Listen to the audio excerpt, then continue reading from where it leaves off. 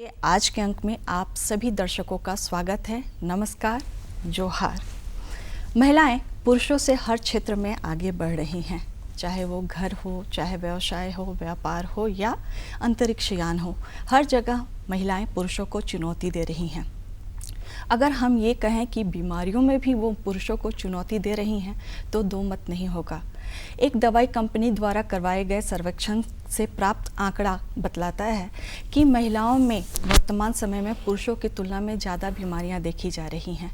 वो ज़्यादा मधुमेह, थायराइड, ऑस्टियोपोरोसिस और कई तरह की बीमारियों से ग्रसित हो रही हैं। यानी महिलाएं यहाँ भी पुरुषों को पीछे छोड़ रही हैं। ये कहने में अच्छा लगता है, लेकिन चूँकि महिलाएं परिवार की धुरी होती हैं, परिवार की देखभाल की पूरी जिम्मेवारी महिलाओं पे होती है, इसलिए ज़्यादा अच्छा है कि वे अपने आप को ज़्यादा स्वस्थ रखें। तो चलिए आज के कार्यक्रम में हम महिलाओं के स्वास्थ्य की चर्चा करते हैं। विषय है गर्मी के मौसम में महिलाओं में होने वाली बीमारियां एवं उनका निदान। इस संबंध में जानकारी देने के लिए आज हमारे साथ हैं स्त्री रोग विशेषज्ञ डॉक्टर सुनीता। डॉक्टर सुनीता, आपका हमारे कार्यक्रम में स्वागत है। धन्यवाद। हम जानना चाहेंगे कि महिलाओं में बढ़ती उम्र में कौन कौन सी समस्याएं देखने को मिलती हैं? देखिए, बढ़ती उम्र में महिलाओं में सबसे पहले तो जो मासिक धर्म नियमित रूप से होते रहता है रिप्रोडक्टिव एज में, वो एक समय के बाद यानी कि 45 से 52 साल की उम्र के बाद वो ख़त्म हो जाता है। उसको हम लोग मेनोपॉज बोलते हैं और हिंदी में रजो निवृत्ति बोलते हैं जी। उसके बाद जब बहुत सारी समस्याएं औरतों में आती हैं, चूँकि जो फीमेल हार्मोन होता है एस्ट्रोजन और प्रोजेस्टेरोन, उसका सडन सीजेशन हो जाता है बॉडी से, तो बॉडी को एडजस्ट करने में, उसकी कमी को एकोमोडेट करने में टाइम लगता है औरतों को। And that period is called perimenopausal period. जी जी। पेरीमेनोपॉजल पीरियड में औरतें चूँकि उस कमी को एडजस्ट करने में वही टाइम लगता है, तो सबसे ज़्यादा उनको जो पहली समस्या आती है वो हॉट फ्लसेज आती है। हॉट फ्लसेज में अचानक उनका फेस लगेगा गर्म हो गया, पूरा बॉडी गर्म हो गया और वो उसको टॉलरेट नहीं कर पाती हैं। जी, जी, जी। वो 3 से 5 मिनट तक ही रहता है, लेकिन उसी पीरियड से वो परेशान हो जाती हैं कि मुझे क्या हो गया। वो उसके बाद दूसरी समस्या आती है हड्डी का कमज़ोर होना। जी। क्योंकि फीमेल हार्मोन ख़त्म हो जाता है तो बोन में 2 तरह की समस्या आती है, ऑस्टियोपोरोसिस और ऑस्टियोपेनिया। इसके चलते उनको बैकएक होता है। और तीसरी समस्या आती है कार्डियोवैस्कुलर डिजीज़, हार्ट का प्रॉब्लम। मधुमेह वगैरह तो एज रिलेटेड समस्या भी है, जो कि सबको होता है, स्त्रियों को भी होता है, पुरुषों को भी होता है। एक और समस्या आती है मोटापा, क्योंकि वो बहुत केयरलेस हो जाती हैं अपने लिए, ये भी एक कारण है। अदरवाइज कोई बहुत नहीं है, लेकिन ऐसा स्टडी है कि मेनोपॉज के बाद वेट बढ़ता है। आजकल थायराइड की समस्या भी औरतों में बहुत ज़्यादा बढ़ रही है। ऑलमोस्ट 60% लेडीज़ को थायराइड की कहीं ना कहीं समस्या है, हाइपोथायरॉयडिज्म की, जिसके चलते भी वेट बढ़ता है। पॉल्यूशन भी बहुत बड़ा एक अभी मुद्दा है, जिसके चलते औरतें मार खा रही हैं। और जेनाइटो यूरिनरी सिस्टम में भी प्रॉब्लम होती है, सेक्सुअल डिस्टर्बेंस होता है, वो वेजाइनल ड्राइनेस के चलते उसको कोऑपरेट नहीं कर पाती हैं। यूरिन की बहुत बड़ी समस्या आती है। 2 तरह की समस्या आती है, एक स्ट्रेस यूरिनरी इनकॉन्टिनेंस और एक होता है अर्ज इनकॉन्टिनेंस। स्ट्रेस इनकॉन्टिनेंस में वो खांसती हैं, छींकती हैं पब्लिकली, तो यूरिन पास हो जाता है, इनवॉल्यूटरी लॉस होता है वहाँ। दूसरी होती है अर्ज इनकॉन्टिनेंस, जब उनको यूरिन लगता है और जाते जाते तक उनको हो जाता है। मोस्ट ऑफ द लेडीज इसको ये बोल भी नहीं पाती हैं पब्लिकली और घुटते रहती हैं कि मुझे क्या हो गया। बहुत सारी लेडी तो डॉक्टर तक भी नहीं जाती हैं, घर में भी किसी को नहीं बताती हैं। हमारे यहाँ थोड़ा ऐसा सिस्टम भी है कि लेडीज थोड़ी खुलकर बात नहीं करती हैं, अपनी समस्याओं को सबके सामने नहीं रखती हैं। और जहाँ तक सेक्स की बात है वो तो बिल्कुल भी नहीं कर पाती हैं। तो फिर थोड़ा सा वो कंजुगल रिलेशन गड़बड़ाता है, ये प्रॉब्लम होती है। तो ये सब समस्याएं तो पेरीमेनोपॉजल एज में बहुत ही कॉमन है। अब हम लोग डिस्कस करें गर्मी की। जी हाँ। तो गर्मी में औरतों को सबसे ज़्यादा जो प्रॉब्लम समस्या होती है यूरिन इन्फेक्शन की। जी। वो हर एज की लेडीज़ को, वर्किंग नॉन वर्किंग सबको होती है, सबको होती है, लेकिन वर्किंग को ज़्यादा होती है डेफिनेटली, क्योंकि पब्लिक स्पेस में उनको काम करना होता है, तो वो थोड़ा लज्जा बस भी यूरिन रोकती हैं, पानी कम पीती हैं कि जाना पड़ेगा मुझे बार बार। ये सबसे बड़ी यही कारण और होती कई बार है। देखा जाता है कि जहाँ आप काम करने जा रहे हैं यहाँ वहाँ तो साफ सुथरा बहुत अच्छी शौचालय hygiene भी नहीं है exactly. और स्वच्छता का पूरा ख्याल भी नहीं। कई Hygiene. जगह तो शौचालय है भी नहीं, जहाँ लड़कियों को काम करने जा रही हैं वहाँ पे शौचालय की भी व्यवस्था इसकी व्यवस्था सही लेकिन नहीं। होनी चाहिए तो जी, और must कहीं कहीं है है तो वहाँ स्वच्छता का ख्याल नहीं रखा जा रहा है, जाता जिसकी वजह से भी समस्याएं आती हैं। हाँ। जी। लेकिन ये तो औरतों के लिए बहुत बड़ी समस्या है। जब औरतों को कंधे से कंधे मिलाकर चलने बोला जी। जाता है तो पुरुषों की तरह की जो भी है, बायोलॉजी तो अलग है ना दोनों की, तो इनको तो सुविधा मिलनी चाहिए इसकी। और जी। रही बात की हॉट फ्लैशेज, मैंने आपको एक बात बताया, जी हॉट हाँ। फ्लैशेज में 70 to 80% लेडीज़ लैंड अप करती हैं मेनोपॉज के बाद। किसी किसी को मेनोपॉज से 1 साल पहले भी होता है। पेरी मेनोपॉजल पीरियड में शुरू हो जाती है, तो उसमें सबसे पहले तो हम लोग उनको समझाते हैं कि देखिए थोड़ा कॉटन कपड़ा पहनिए, लूज ड्रेसेस पहनिए और अपने आप को कंफर्टेबल कीजिए, मेडिटेशन कीजिए, प्राणायाम कीजिए, योगा कीजिए, अपना हॉबी डेवलप कीजिए, उसके पीछे बहुत दिमाग मत लगाइए। लेकिन किसी किसी को बहुत ज़्यादा जब हो जाता है तब हम लोग हार्मोन देने की सोचते हैं या देते हैं, जैसी ज़रूरत होती है वैसा करते हैं। इसके बाद आती है समस्या बोन की। बैकएक तो एकदम कॉमन है लेडीज़ में, बहुत ही कॉमन है बैकएक के लिए। लेकिन वही है, लेडीज़ अपने हेल्थ के लिए भी तो बहुत केयरफुल नहीं है। बैकएक में कैल्शियम लेना है, सप्लीमेंटेशन कैल्शियम का लेना है, वज़न नहीं बढ़ने देना है किसी भी कीमत में, वेट नहीं बढ़ने देना। बैकएक, घुटना दर्द, ये तो सारी लेडीज़ को कॉमन है। जी हाँ। तो कैल्शियम लें, विटामिन डी लें, डॉक्टर से मिल के जाँच कराएँ और एक्सरसाइज करें। अगर अपने बॉडी को half an hour to 40 minutes भी देती हैं, बैकएक के लिए तो इतनी सुंदर सुंदर एक्सरसाइज है, घुटने के लिए भी एक्सरसाइज है, वो करें तो फिर ये सब समस्या से बहुत निजात पाती हैं। और जो समझदार हैं करती भी हैं। जी हाँ।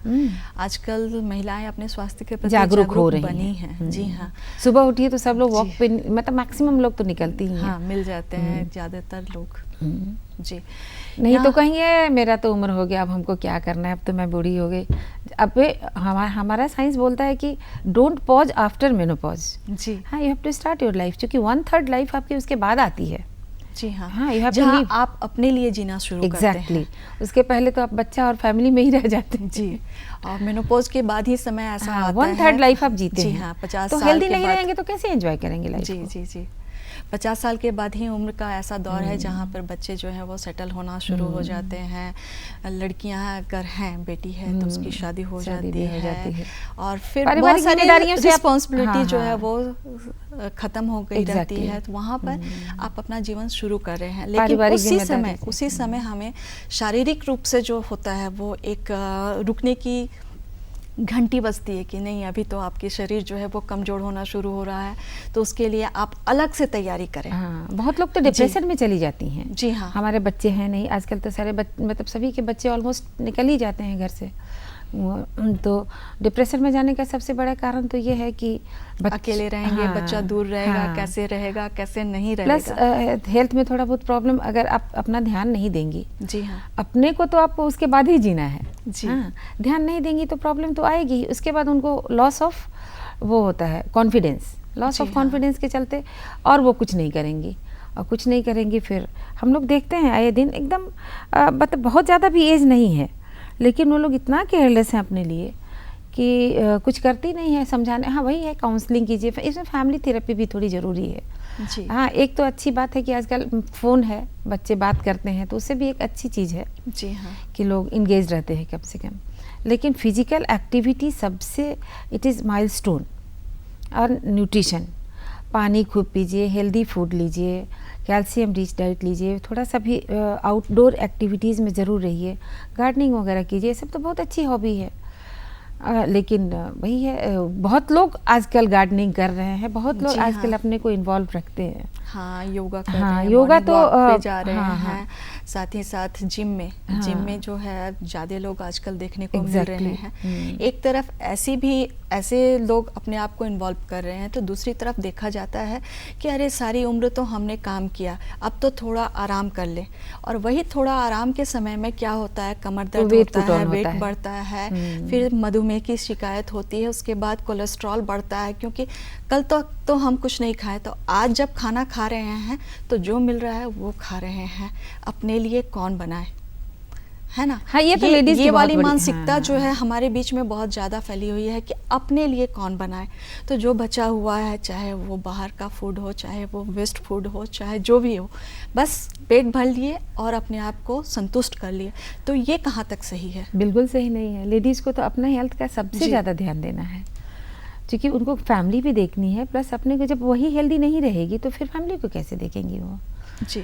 और फिर पूरी फैमिली उसके पीछे अगर आप किसी की फैमिली को देख लीजिए, अगर उस घर की लेडी नहीं हेल्दी है तो पूरी फैमिली उसी के पीछे मतलब एक तरह से बिजी रहता है। हाँ, उसी को देखना पड़ेगा। हाँ जी। बच्चों की पढ़ाई नहीं ठीक से हो पाएगी। खान-पान की बात कर रहे हैं तो हम यहाँ पे ये जान लेना चाहेंगे कि पौष्टिक आहारों की महिलाओं को कितनी ज़रूरत पड़ती है। यहाँ तक हम अपने घर की बात देखते हैं, अपने घर, अपने समाज में ज़्यादातर हम देखते हैं कि हमारे यहाँ क्या होता है, दाल ज़्यादा बना है, पनीर की सब्ज़ी है, चिकन है, मटन है, जो है वो पहले जो घर के बच्चे हैं, बड़े हैं, बूढ़े हैं, जो भी हैं, उनको सर्व कर दिया गया। कढ़ाई में जो अंतिम बचा वो महिलाओं के हिस्से में आया, या महिलाएं खुद के लिए उतना वैसे ही बचा कर रखती हैं। तो ये अगर महिलाएं जान जाएं कि उनके लिए भी पौष्टिक आहार बहुत ही आवश्यक है, तो हो सकता है कल से उनकी जो सोच है वो बदल जाए। एग्जैक्टली तो हम लोग समझाते, सबसे ज़्यादा प्रॉब्लम लेडीज़ में क्या है जो हम लोग डे टू डे प्रैक्टिस में देखते हैं। सुबह में ये लोग पूरा काम निपटाएंगी। जी हाँ। पूरा काम निपटाने के बाद उनको हो सकता है 1 या 2 भी बज जाए खाना खाने में। हाँ, पूजा करेंगी, then they will take their meal. तो उसके चलते इनको ये पेप्टिक अल्सर, जीबी स्टोन, ये सभी समस्याएं बढ़ती हैं। क्योंकि टाइमली फूड तो बहुत ज़रूरी है ना। ब्रेन तो हाइपोक्सिया, हाइपोग्लाइसीमिया में चला जाता है। इसके चलते वो इरिटेबल भी रहती हैं, इसके चलते उनका अपना हेल्थ डिटोरिएट करता चला जाता है। लेकिन फिर भी वो जब तक पूरा निपटाएंगी नहीं तब तक खाएंगी नहीं। खाने का कोई इम्पोर्टेंस ही नहीं है लाइफ में, समझाना पड़ता है। अगर ये चीज़ को समझ जाएं कि नहीं, सबसे पहले क्या है कि सुबह जब आप उठते हैं जी, तो अपना ठीक है डेली रूटीन कीजिए। उसके बाद at least within 2 hours of sleep, मतलब जगने के बाद कुछ ना कुछ ज़रूर खा लेना चाहिए। उसके पहले आप उसके बाद सब काम करते रहिए, कोई दिक्कत नहीं है। काम करने से तो शरीर हेल्दी ही रहेगा, फिट रहेगा। फिटनेस पर लेकिन अभी परसेंटेज लेडीज़ का रुझान बढ़ा है। तो उनको योगा की तरफ भी बहुत रुझान बढ़ा है लोगों का। तो चलिए, इसमें मीडिया का भी बहुत रोल है। उसने भी बहुत जागरूक किया है लोगों को, और देखा देखी सब लोगों में ये चीज़ आई है। कुछ लोग तो अभी भी 2 बजे ही खाएंगे, पूजा करेंगे तभी खाएंगे, पूरे परिवार को खिला के खाएंगे, पूरा घर झाड़ू पोछा हो जाएगा उसके बाद खाएंगे। तो वो तो फिर हेल्थ के लिए नॉट गुड ना। जी। हम गर्मियों की बात करें तो गर्मियों में जब तापमान बढ़ने लगता है तो बहुत तरह की प्रॉब्लम आती है। एक तो वातावरण के तरफ से तापमान बढ़ रहा है, साथ ही देखा जाता है खान पान में भी बहुत सारी चीज़ें जो हैं गर्म तासीर की होती हैं, कुछ फ्रिज से निकाल के भी तुरंत खाते हैं। तो गर्मियों में महिलाओं में कौन कौन सी स्वास्थ्य समस्याएं ज़्यादा देखने को मिलती हैं? एक तो मैंने आपको बोला था ना, यूरिन इन्फेक्शन सबसे ज़्यादा इन्फेक्शन देखने को, और खाने पीने का जहाँ तक है ना, वही बात आ जाती है फिर जो स्टेल फूड है। लेडीज़ अपने खाती हैं, फ्रेश फूड जो बनाती हैं घर के मेल मेंबर बच्चों को देती हैं, तो फ्रेश फूड नहीं खाती हैं। इसके चलते जीआई सिम्टम, पेट खराब होने की समस्या बहुत होती है। रिपीटेड वॉमिटिंग होगी, पेट दर्द होगा, ये सब लेकर के महिलाएं आती हैं। तो ये समस्या तो आएगी ही ना, क्योंकि वो तो अपने को सेकेंड क्लास सिटीजन खुद ही बना के खुद से बना कर रखे हैं। और वो आदत है, और इनहेरेंटली ऑलमोस्ट सभी लेडीज़ में है। जी।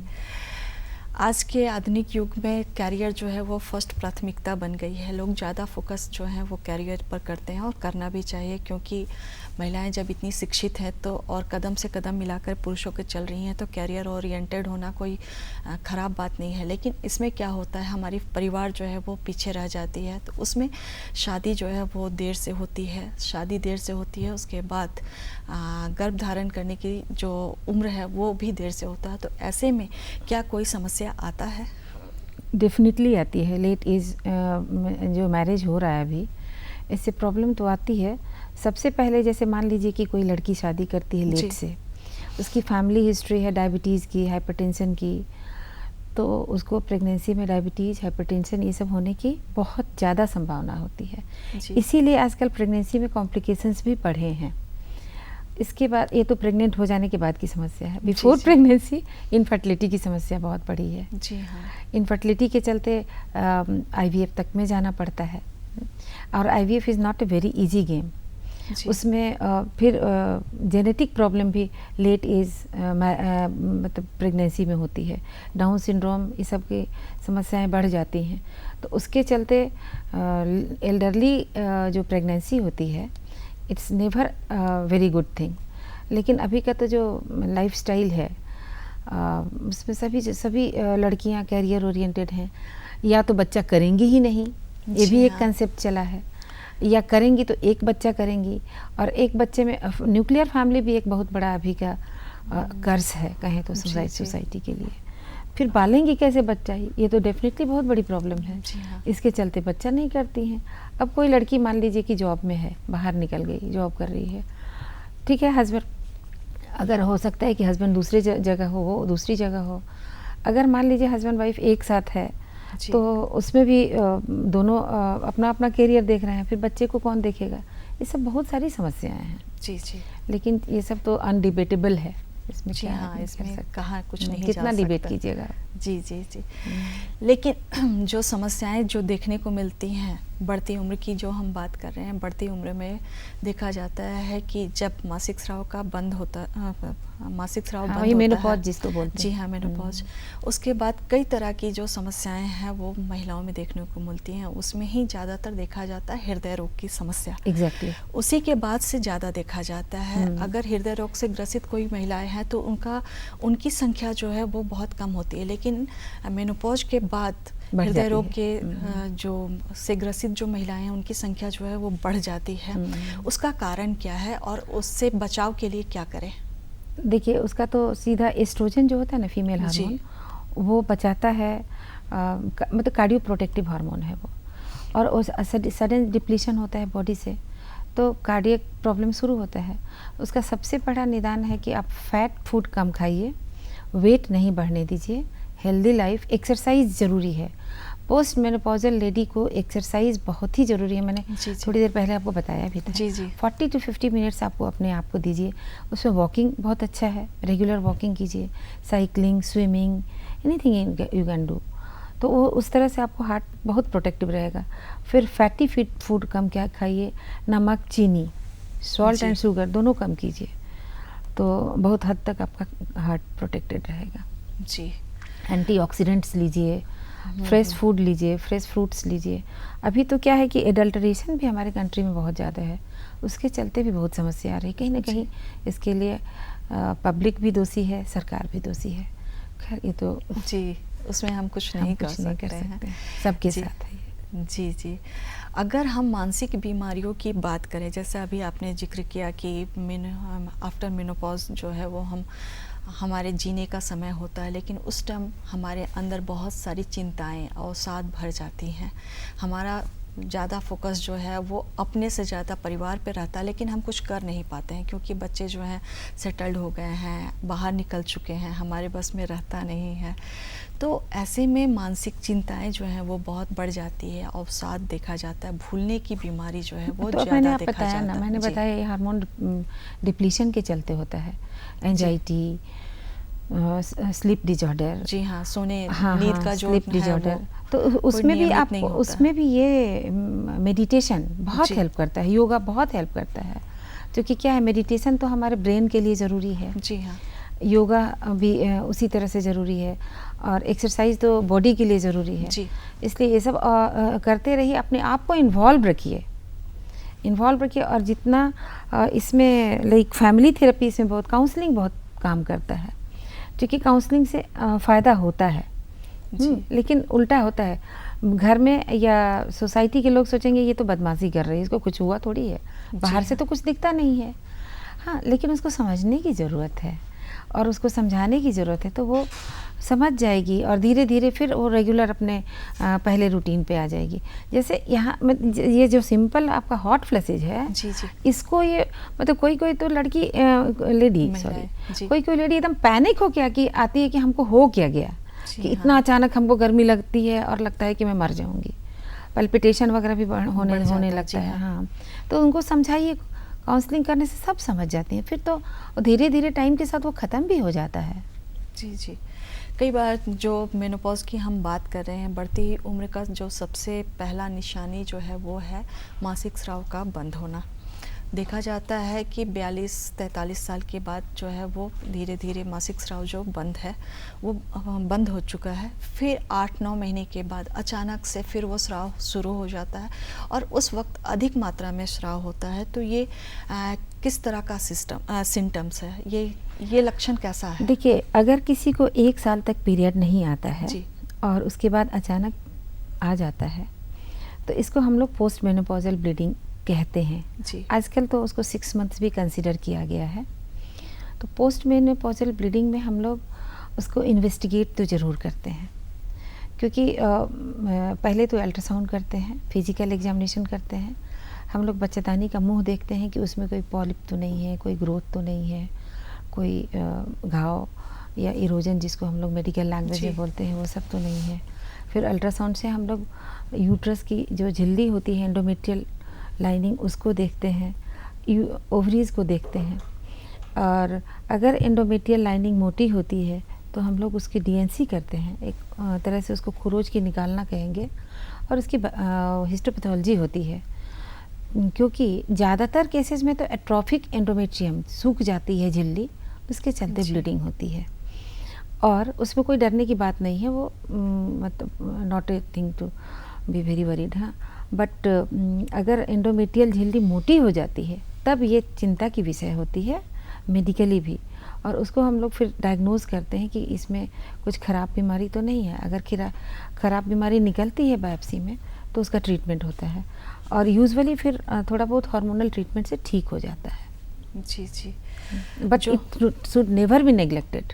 जी हाँ, उस पर ध्यान रखना बहुत ही ज़रूरी है। जी जी। बढ़ती उम्र में कौन कौन से लक्षण जो हैं वो सही है और कौन कौन से लक्षण जो हैं वो खतरनाक बीमारियों का इशारा कर रहे हैं? मतलब किन लक्षणों के प्रति हमें ज़्यादा सचेत होना चाहिए? हमें सचेत हो जाना चाहिए, अगर जो अभी आपने बोला पोस्ट मेनोपॉजल ब्लीडिंग के लिए, जी, वेट गेन के लिए, हाँ, और ये अगर कोई चेस्ट पेन होता है या कोई ब्रेस्ट में लंप है, ब्रेस्ट के लिए आपको बहुत जागरूक हो जाना है। जी। क्योंकि अगर ब्रेस्ट में कोई भी गांठ है उसको तुरंत अपने डॉक्टर से दिखाइए, वो आपको तो नहीं समझ में आएगा ना, उसमें फिर मेमोग्राफी होगी जी। और अगर कुछ बीमारी है तो उसका ट्रीटमेंट करना होगा। बहुत सी लेडीज़, मतलब अच्छी खासी पढ़ी लिखी लेडीज़ भी बहुत हम लोग क्लिनिक में देखते हैं, दे आर नॉट अवेयर।